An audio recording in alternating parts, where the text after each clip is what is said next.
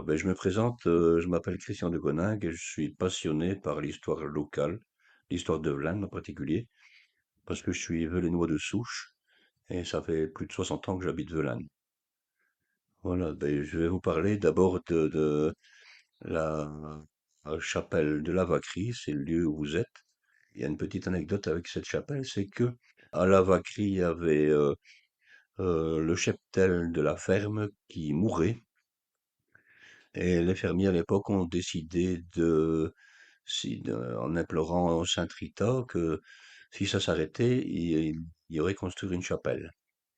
Effectivement, ça s'est arrêté, leur vœu a été exaucé, et ils ont répondu en construisant une chapelle et en y mettant Saint Rita.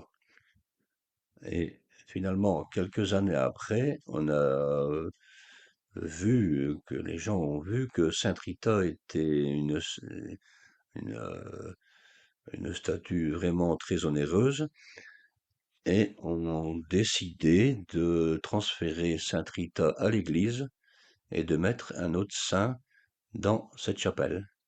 Et c'est pourquoi que Sainte Rita est toujours à l'église en rentrant à droite, et on a mis un autre saint dans la chapelle du Dieu Collant. Dans la chapelle de la Vacquerie, pardon. Voilà, je vous parle du Dieu Collat parce que, en fait, les...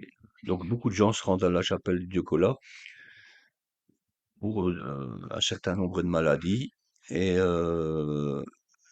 y accrochent, et c'est ça qu'on voit autour de la chapelle, des morceaux de pansement, des morceaux de chiffon, des idées là. En fait, c'est les ex-vétos que les gens accrochent à la chapelle en demandant la guérison. Voilà, il y a une autre chapelle qui est très très fréquentée aussi, c'est la chapelle de Notre-Dame de la Délivrance. C'est-à-dire que c'est la chapelle qui est un tout petit peu au-dessus du cimetière de Vlains. Et en fait, elle est fort demandée pour les femmes enceintes qui arrivent au terme de leur grossesse et qui demandent pour accoucher. Donc voilà, c'est ça qu'on appelle ça, cette chapelle, Notre-Dame de la Délivrance. Et il y a, là, c'est, il y a assez bien de gens qui y vont.